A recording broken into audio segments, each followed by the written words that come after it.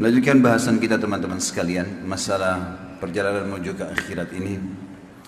Ada hadis lain di mana Nabi SAW menggambarkan dunia kepada kita, dan gambaran ini cukup unik, di mana Nabi SAW menyebutkan di dalam sebuah hadis kepada seorang sahabat yang bernama Dahhak ibn Sufyan radhiyallahu anhu.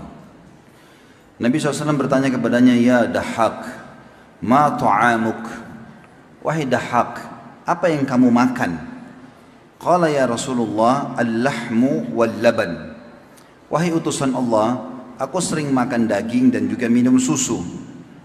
Qala, lalu Nabi SAW bersabda, thumma yasiru ila madha? Setelah itu makanan dan minumanmu tadi, daging dan susumu itu akan menjadi apa? Qala, ila ma qad alimta. Tentu akan menjadi seperti yang anda sudah ketahui ya Rasulullah. Tentu ini akan menjadi, susunya akan jadi air kencing, ya, dagingnya akan menjadi tinja. Tapi sahabat ini sopan dengan Nabi SAW. Dia mengatakan, akan menjadi seperti yang anda sudah ketahui ya Rasulullah. Qala, maka Nabi SAW mengatakan, fa inna Allah Ta'ala daraba ma yakhruju min ibn Adam mathalan lid dunya. Hadis sahih riwayat Ahmad. Ketahuilah bahwasanya Allah Subhanahu wa Ta'ala menjadikan perumpamaan dunia seperti tadi itu, kotoran yang keluar dari hasil makanan dan minuman. Di dalam riwayat yang lain, Nabi SAW juga bersabda dalam hadis sahih riwayat Ahmad, inna mat'am ibn Adam ju'ila mathalan lid dunya. Sesungguhnya makanan dan minumannya anak Adam dijadikan perumpamaan untuk keadaan dunia ini. Wa in kazzahu wa mallahahu, walaupun dia sudah bumbuhi dan dia berikan garam yang banyak, fanzur ila ma yasir, tapi lihat nanti hasil terakhirnya seperti apa. Artinya, kamu kejar dunia seperti apapun, toh juga nanti akan membusuk, tidak baik. Sebagian ulama salaf teman-teman sekalian, mereka sampai ada yang menggali liang lahat di belakang rumahnya, dan setiap malam sebelum tidur masuk ke liang lahat itu. Berapa menit saja dia masuk, dia biarkan dirinya di situ sambil dia merenungi. Ada di antara mereka sampai berbicara dengan dirinya sendiri, lihatlah dinding-dinding ini rumah kamu sebenarnya. Gara-gara itu tidak pernah ketinggalan sholat tahajud. Juga Nabi SAW mengatakan, mengingatkan kepada kita agar dunia ini tunggangin. Silakan makan yang enak, minum yang enak, tapi yang halal dan juga sebatas yang dibutuhkan, serta dengan bersyukur kalau itu nikmat, bersabar kalau itu cobaan. Makanya Sufyan ats-Tsauri rahimahullah pernah ditanya, apakah orang yang zuhud itu bisa punya harta, punya jabatan, punya kedudukan? Kata beliau, iya. Kalau dia diberikan harta melimpah dan jabatan, dia mensyukurinya. Dan kalau dia diberikan cobaan, maka dia bersabar. Allah Subhanahu wa Ta'ala berfirman dalam hadis qudsi, diriwayatkan oleh Imam Ahmad dan Tirmidzi dengan sanad sahih, ya ibn Adam, tafarraq li ibadati amla sadraka ginan wa asudda faqrak. Wahai anak Adam, lowongkan waktumu untuk ibadah kepadaku. Ibadah itu semua niat, semua perkataan, semua perbuatan yang Allah perintahkan dan Allah cintai. Lowongkan waktumu untuk itu. Azan, salat. Ada orang miskin, bantu. Ada orang sakit, jenguk. Ada orang tamu hidup, bakti. Keluargamu silaturahim dengan mereka. Kita udah tahu amal-amal itu. Lowongkan waktumu untuk itu, aku akan memenuhi dadamu dengan kekayaan. Kamu akan selalu merasa cukup. Dan aku akan hilangkan kefakiranmu. Wa illa taf'al mala'tu yadayka syuglan walam asuddu faqrak. Tapi kalau kau tidak lakukan itu, enggak ada waktumu untuk ibadah, kelalaian saja semuanya, maka aku akan penuhi kehidupanmu dengan kesibukan-kesibukan yang tidak berarti, dan aku tidak akan menghilangkan kesusahanmu atau kefakiranmu. Di dalam hadis yang lain teman-teman, di dalam hadis yang sahih riwayat Ahmad dan Ibnu Majah, ini resep bagi orang yang mau mendapatkan dunia, sederhana. Dalam Islam sederhana sekali resepnya.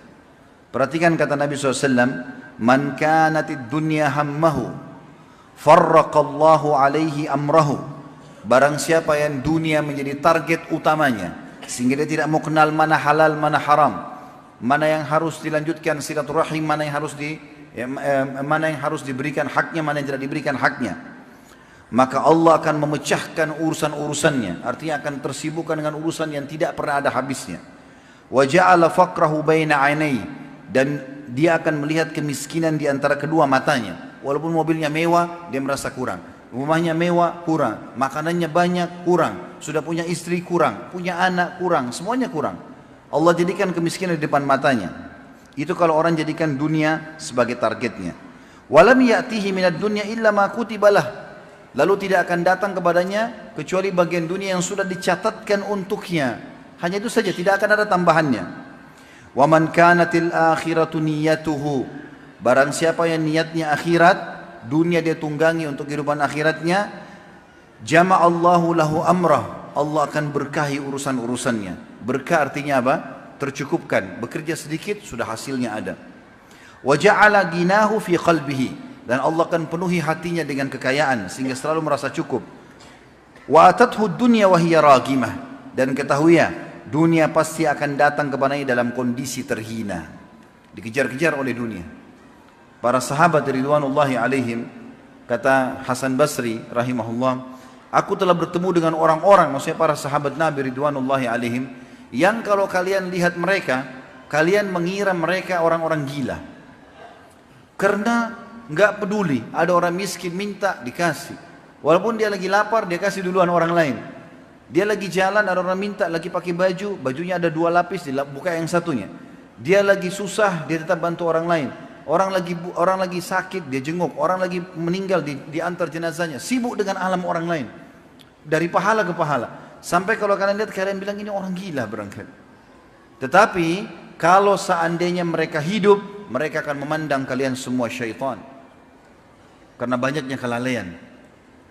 Di sini teman-teman sekalian, Nabi SAW juga mengingatkan kepada kita, silakan teman-teman yang sehingga kaya, orang yang punya angan-angan, ingin bertitel, ingin segala macam, dunia boleh dikejar. Tapi sekali lagi dengan cara halal, dan ingat, bukan menjadi target utama. Sehingga semua itu kita tunggangi untuk akhirat kita. Nabi SAW mengatakan dalam hadis yang sahih riwayat Bukhari, Ta'isa abdud dinar, telah bangkrut dan rugi hambanya dinar. Ta'isa abdud dirham, telah rugi dan bangkrut juga hamba-hamba dirham, tidak mau kenal halal haramnya. Ta'isa abdul khamisah, ta'isa abdul khamilah, ya. Telah rugi juga khamisah, dan khamilah ini adalah pakaian yang lembut dan bagus. Sibuk dengan itu, walaupun halal, walaupun haram dipakai, walaupun bukan haknya dipakai. In u'tiya radhi, kalau dia dapat bagiannya dia merasa puas. Wa in lam yu'ta sakhit, kalau Allah tidak kasih dia apa yang dia minta maka dia marah. Ta'isa wantaqas, karena perbuatan itu dia telah terhina dan tersungkur. Wa idza syabaka falan taqash, ya. Dan kalau dia tertusuk duri, semoga Allah tidak mencabut durinya itu, kata Nabi SAW. Tuba li abdin akhadha bi inani farasihi, sungguh beruntung orang di muka bumi ini yang mengambil tali kekangan kudanya fi sabilillah, berjihad berperang di jalan Allah. Ash'athu ra'sahu, sesungguhnya rambutnya teracak-acak rambutnya. Mughabbaratun kadamahu, seluruh kakinya dipenuhi dengan debu-debu. In kana fil hirasati kana fil hirasa kana fil hirasa, kalau seandainya dia disuruh jaga perbatasan dia menjaga. Wa in kana fis saqati kana fis saqa, kalau dia ditaruh di barisan belakang pasukan dia juga tetap komitmen untuk itu. Wa in ista'dzana lam yu'dzan lahu, tapi karena berantakannya rambutnya, ya dia bertaat kepada Allah. Kalau dia minta izin, banyak orang tidak izinkan masuk ke rumah. Wa in syaffa'a lam yushaffa', dan kalau dia berikan rekomendasi tidak diterima.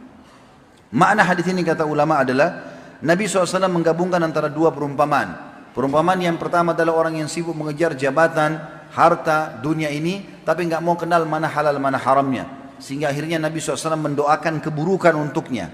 Keburukan di sini adalah kerugian dan tersungkurlah dia. Kata para ulama, doa Nabi SAW berlaku sampai hari kiamat. Siapapun yang melakukan ini untuk dunia, pasti ujungnya tersungkur. Lepas dari jabatannya, terhina, bangkrut usahanya, dipenjara, terbongkar aibnya, dan segala macam hal. Dan sebaliknya, orang yang sibuk beribadah, di sini perumpamannya jihad, masuk dalamnya orang pergi sholat, ya. Orang ngurus jenazah, juga orang sakit, silaturahim keluarganya, sibuk dengan bantu orang lain. Di sini perumpamaan jihad tapi masuk semua amal saleh. Yang rambutnya berantakan, penuh dengan debu kakinya, sibuk, dia selalu disuruh jaga pasukan perang, dia jaga, di belakang dia jaga. Kalau dia minta izin mungkin tidak diizinkan karena penampilannya biasa, tapi justru dia ini adalah orang-orang ahli surga.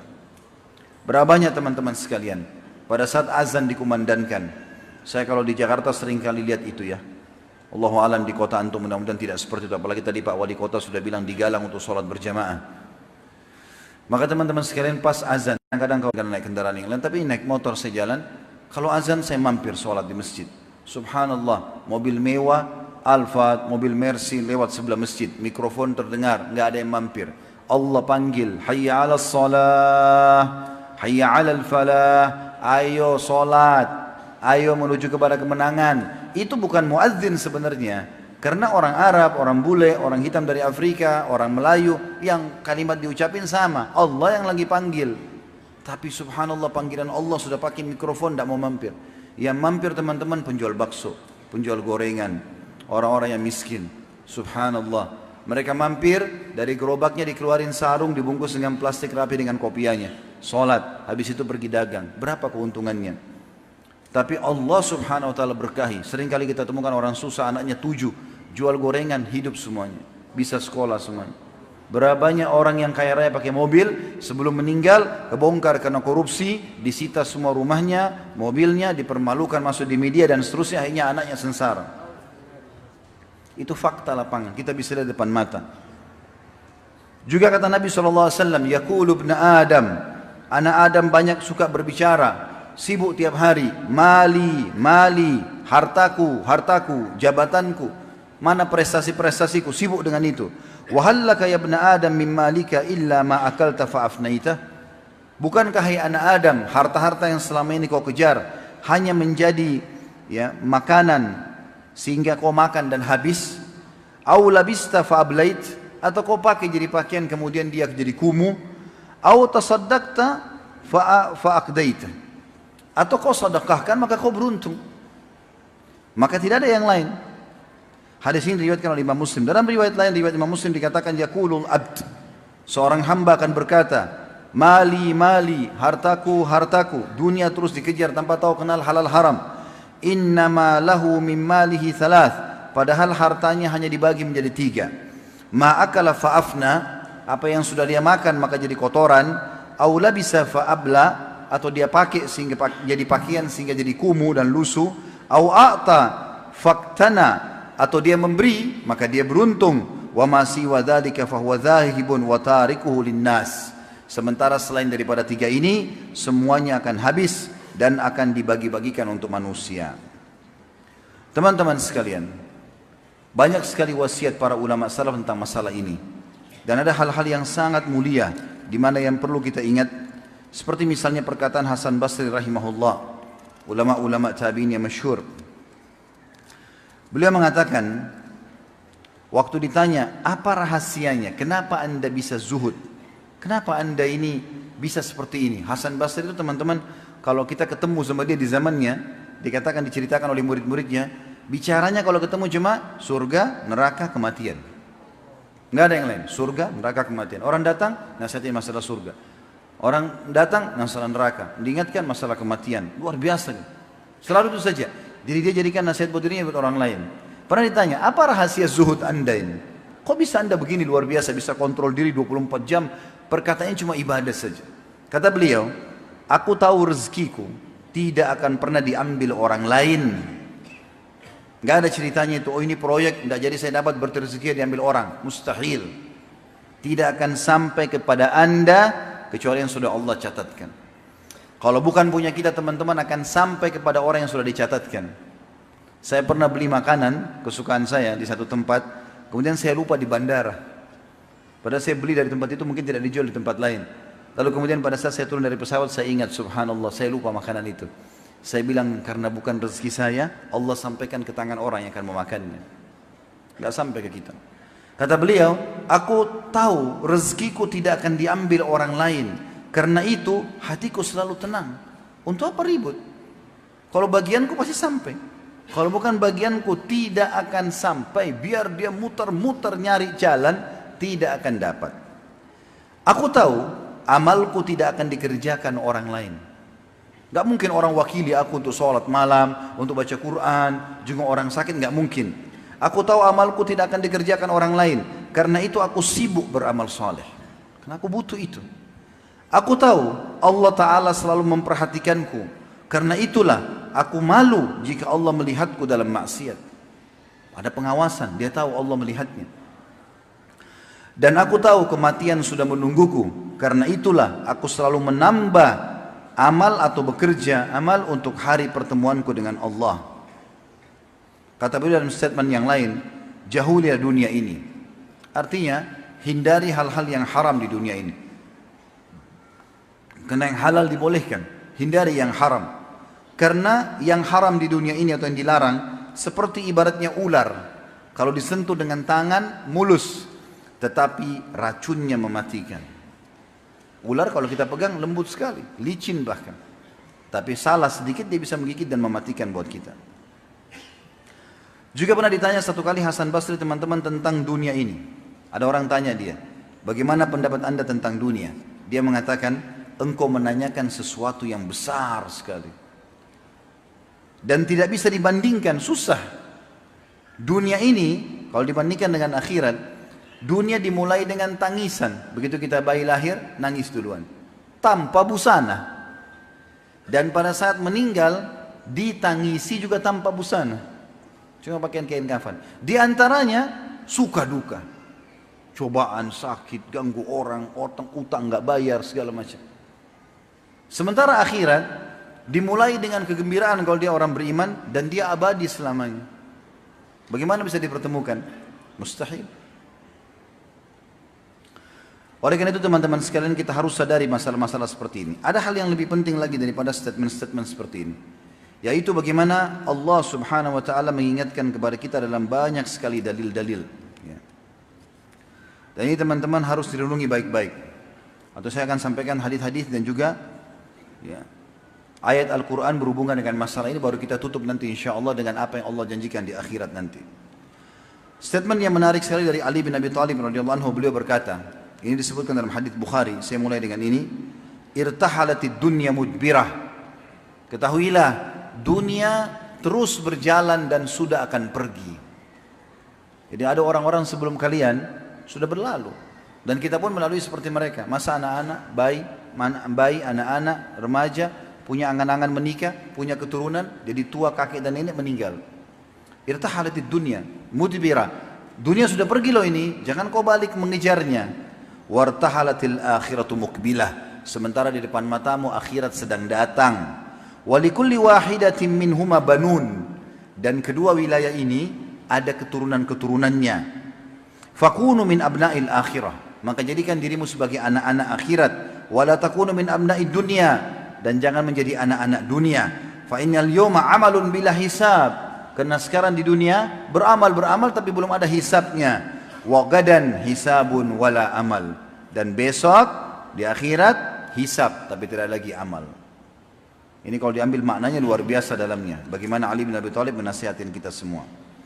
Kita dengarkan teman-teman sekalian bagaimana wasiat dari Nabi SAW tentang masalah dunia ini dan bagaimana kita melaluinya. Kata beliau, kun fid dunya ka'annaka gharibun aw abiru sabil wa'ud atau wa'udda nafsaka min ahlil kubur. Artinya, jadikan dirimu di dunia ini seperti orang asing atau orang lewat saja.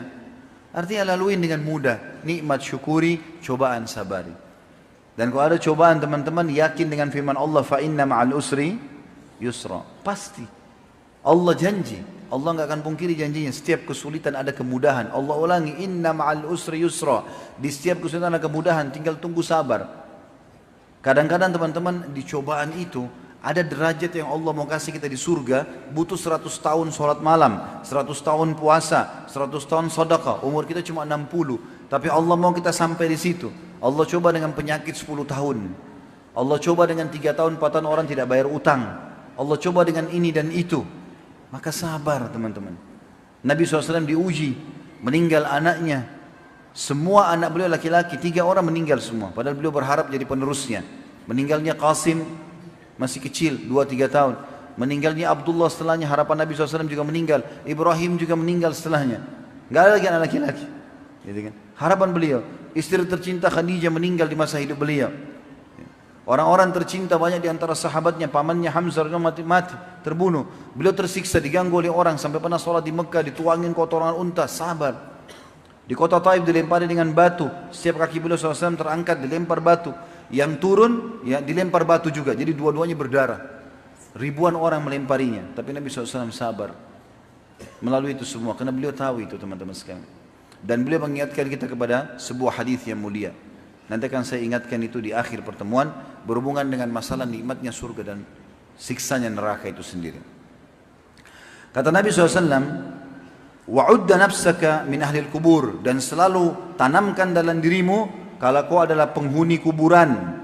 Wa qala Ibnu Umar radhiyallahu anhuma, dan Ibnu Umar berkata menanggapi hadis ini, yaqul idza amsayta fala tantadirus sabah, kalau kau telah tiba di sore hari jangan pernah menghayal menunggu esok pagi, belum tentu kau hidup. Wa idza asbahta fala tantadirul masa, dan kalau kau sudah tiba pada saat pagi hari jangan tunggu sore, enggak ada jaminan. Misalnya kau keluar rumah, kita nggak buat apa-apa tapi kita ditabrak oleh kendaraan, bisa terjadi banyak hal. Jangan pernah menghayal teman-teman